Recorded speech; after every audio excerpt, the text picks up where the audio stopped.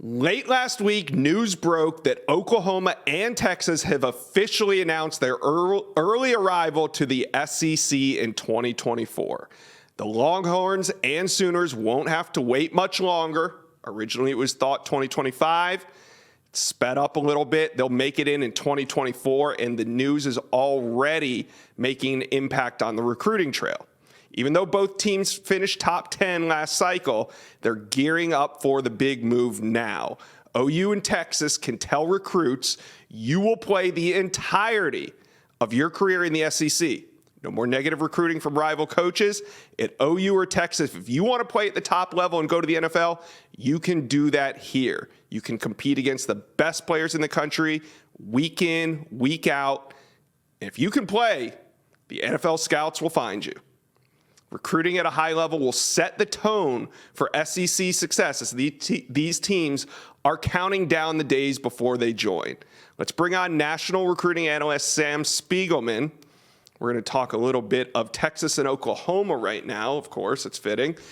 Texas is trending for some top 100 targets. Let's take a look. You got Micah Hudson, the number 3 wide receiver in the country. Kobe Black at number 19. Corian Gipson checks in at 64, and at number 130, cornerback Selman Bridges. So, Sam, you're the man with all the intel. Let's start at the top with Micah Hudson, the number 5 overall player in the country. Tell me the latest on his recruitment. Texas is trending right, one of the best in the state, offensive skill position player in the state. And talking about their transition to the SEC, well, this is a battle that I expect Texas to win, but given their track record of signing guys like Jonte Cook, the electric, do-it-all, versatile wide receivers, we just watched the Super Bowl last night, and we see these receivers like Devontae Smith that can go over the middle, they can stretch the field deep. Well, Micah Hudson does that at an extremely high clip. That's why he's wanted by schools from coast to coast. But I like where Texas sits. Texas's staff underwent some changes. Steve Sarkisian is the person who's stepping up and filling that role as a lead recruiter for a lot of these in-state guys. And it's sitting really well to know that even though the position coaches are changing, head man is still making me a priority. And that's definitely the case with Micah Hudson. He's been to Texas quite a bit the last couple of months, and he's going to head to Texas Tech when the dead period ends in March. All right, we'll see if Arch Manning effect can play into his recruitment. You also got Kobe Black, the number 19 overall prospect in the country, and the number 2 corner. Is Texas trending with him right now?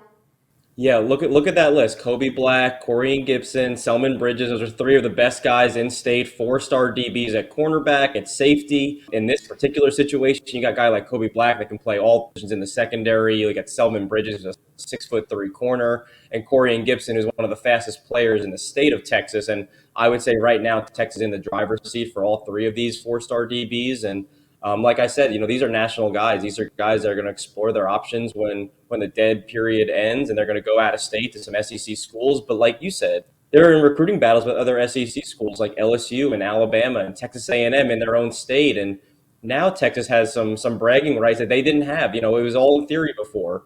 I can remember talking to Arch Manning or Jonte Cook about going to the SEC. But now that the plan is in place, I think it puts Texas on that level foot, schools, especially A&M in their own state. Yeah, I mean, you look at Corian Gipson checking in here at 64. I mean, he's got teams like Alabama, Auburn, Ohio State, Miami. They're all recruiting him. How is Texas going to be able to keep him in-state? Yeah, well, I think that Texas has put itself in the position early on. Chris Gilbert, who used to be on their staff, has known Corian since he was playing youth football. He really built that foundation, especially for Steve Sarkisian and Terry Joseph and Blake Gideon, who are really newcomers to Texas when they arrived in Austin. Having Chris Gilbert to kind of forge that foundation, it laid the footwork. And like I said earlier, Steve Sarkisian has stepped up. Corian Gipson told me about visiting Auburn and Alabama, but no visit did he rave of spending all that time with Steve Sarkisian in Austin, which has been a growing theme over the last couple of months with one of the state's best. So I like where Texas sits, and a big reason why is Steve Sarkisian's role. And as they get ready for the SEC, these coaches seem to have a good grip on where this program is heading, and I think it's felt by the recruits. All right, let's stay on the DB theme with cornerback Selman Bridges. What is the latest with his recruitment, and where does Texas stand with Bridges? Yeah, Texas is a new offer for Selman Bridges, who wasted no time getting on campus. He saw Texas A&M, TCU has and will continue to be in the mix. This is one of those regional recruiting battles that, you expect him not to far from home. Yeah, he might explore his options. He's got an Alabama offer. He's got a USC offer, but he seems to be very privy to not only Texas, but also Texas A&M, which is certainly still recruiting at a high clip. And he lives an hour outside of Austin. His teammate, Micah Hudson, has been to Texas quite a bit. Every single time he brings in the teammate Selman Bridges. I think right now Texas is in the driver's seat for not only Mike but also Selman. But these are still recruitments that are going to take a while to go. But I think early on you have to like where the Longhorns stand.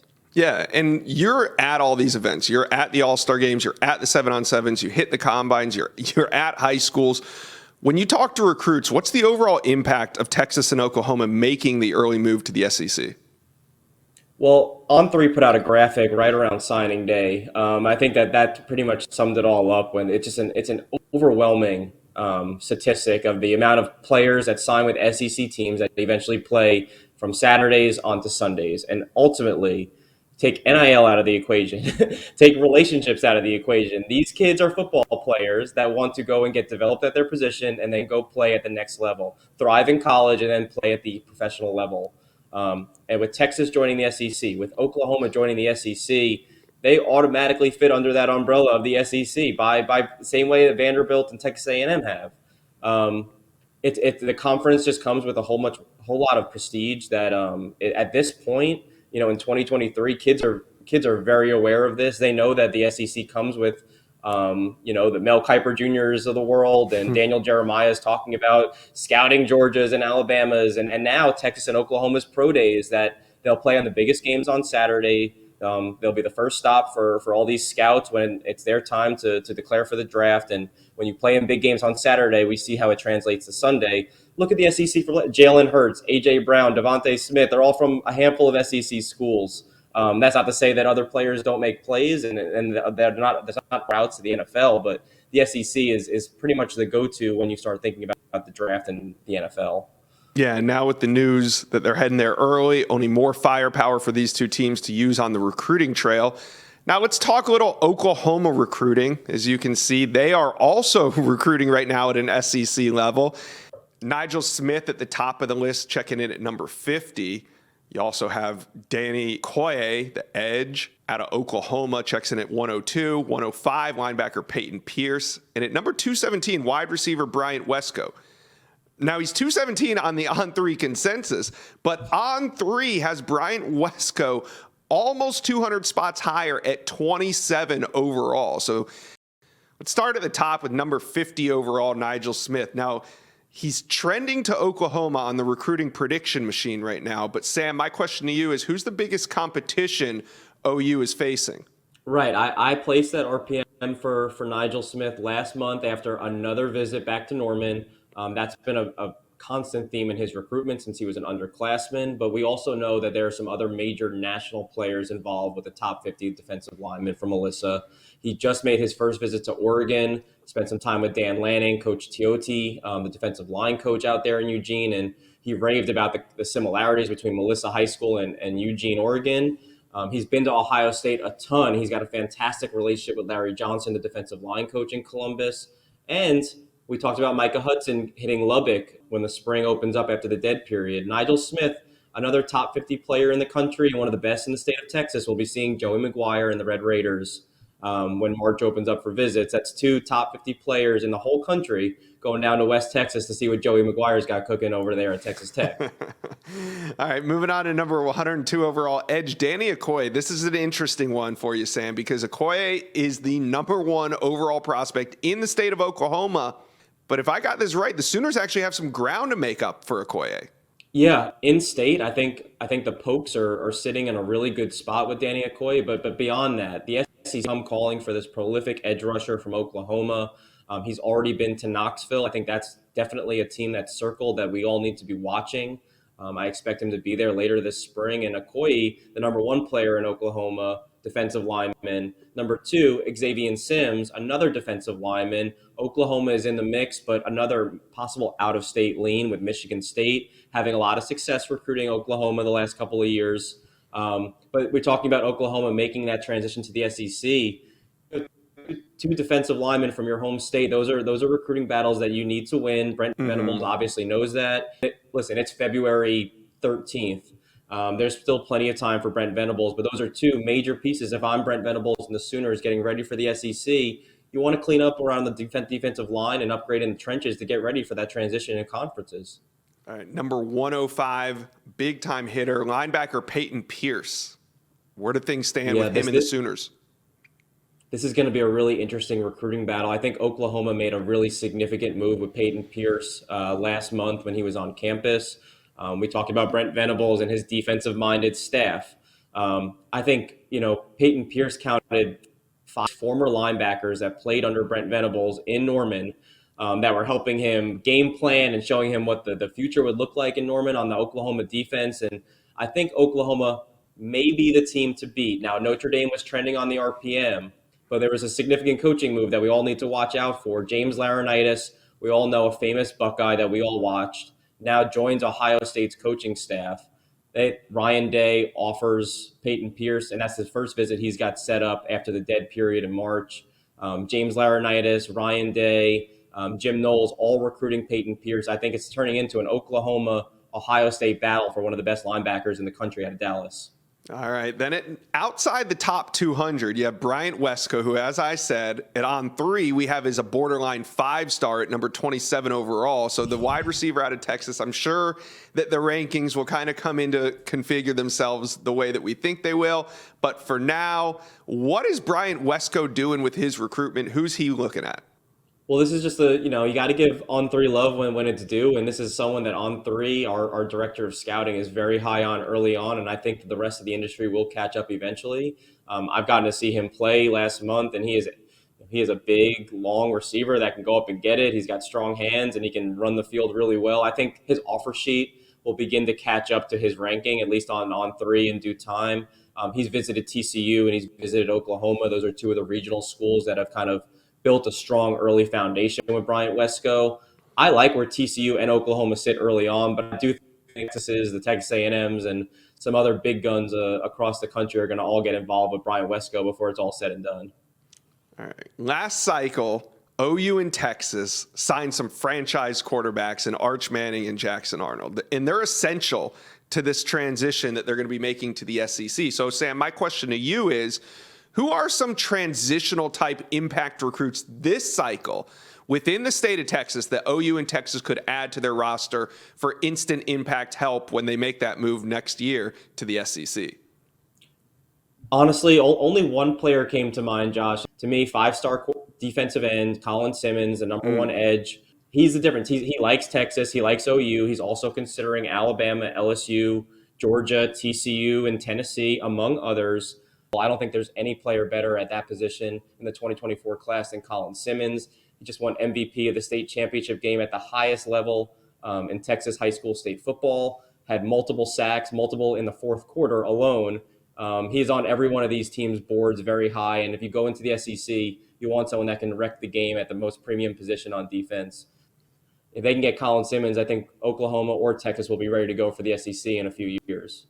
Yeah, and Colin Simmons, I mean, I'm not that deep into the rankings arguments, but I could see Colin Simmons possibly ending the year as our number 1 player overall. We'll see how this all goes. Sam, the NCAA dead period ends on March 1st, so that means we expect a busy month of visits coming up. So let's talk about recruits hitting the road. Look here, we got number 6 edge Colin Simmons. We just talked about what a playmaker he is.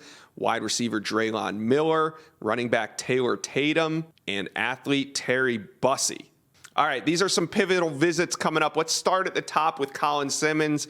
We just talked about how good he is, but now tell me about his recruitment and what teams are in on him. Yeah, Colin Simmons just made it to Georgia in January. That was a pivotal visit. It's been a team that's been recruiting him for some time, and when you're in Texas playing for state championships, sometimes it gets a little busy, but he made the time to get to Athens. Next up for him, and tell me if you've heard this team on our show before, Arizona State will get a chance to host the 5-star edge in March. You have to talk about relationships. Brian Carrington, one of his lead recruiters when at TCU, is getting him over to visit Arizona State. He's also going to see some other schools like LSU and Tennessee and try to hit Alabama for the first time. But talk about what Arizona State is doing on the recruiting trail at the end of the 2023 cycle, getting Jaden Rashada, and now they're opening the 2024 cycle by getting a 5-star edge to visit with a couple of his highly ranked teammates at Duncanville. Moving over to Dre'Lon Miller, Mr. Do-It-All in Silsbee's Texas, the East Texas superstar. We talk about DJ Lagway on this show a lot. Well, he's very close friends with Dre'Lon Miller, who's going to see the Swamp for the first time in March. He's also expected to see USC and Clemson. Taylor Tatum on three is number 2 running back in the 2024 cycle. We know he's been to Texas. That was a pivotal junior day, spending time with Steve Sarkisian. A couple of national powers expected to get him on campus in March. That includes the national champions, Georgia, as well as Ohio State, and Tony Alford also getting ready for a big March visit with a lot of Texas guys, including Taylor Tatum. And then one more to watch, Terry Bussey, the prolific do-it-all East Texas athlete, visited A&M, which leading on the RPM for good reason. He also got to see Baylor after Matt Powledge arrived in Waco from Oregon. I'd watch out for LSU and Texas to get visits from Bussey coming up in March. Texas and LSU both offered him once they got a look at the East Texas defensive back in January, both in a good spot to get him on campus for visits when the dead period ends next month. All right, Sam, thank you. These are some pivotal visits on the horizon. Now, before we get out of here, I wanted to talk to you about Kennedy Urlacher. It's always fun watching some of the NFL legends that we grew up watching now have sons that are playing the game. So Kennedy Urlacher, he's about to take some visits. Tell me about the 2024 prospect. Yeah, and like his dad, playing his high school career at safety, a really hard-hitting safety, if you can believe that, Josh. And naturally, his recruitment is beginning to take off after just a really special junior season. Notre Dame, Washington, Miami, Kansas State, Penn State, just some of the teams that have offered. His first visit, he's scheduled, though, to see Notre Dame, to see South Bend. Marcus Freeman was one of the first coaches to come through his high school offer in person. His dad was there. His coach was there. Really meaningful offer. He's going to visit South Bend in April. That's definitely a visit to be watching. He'd also like to see Kansas and K-State. K-State's recruiting him as a 3-high safety, which definitely has his attention.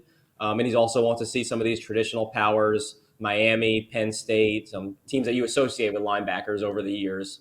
But really cool to see Kennedy Urlacher, his recruitment take off. We know who his dad is, and now Kennedy is making a name for himself, and that Notre Dame visit looms pretty large this spring. All right, Sam, thanks for all the intel, and thanks for stopping by the Inside Scoop. Appreciate you. Thank you for watching. Make sure you smash that subscribe button for me, and remember to check out all the videos on the On3 YouTube page.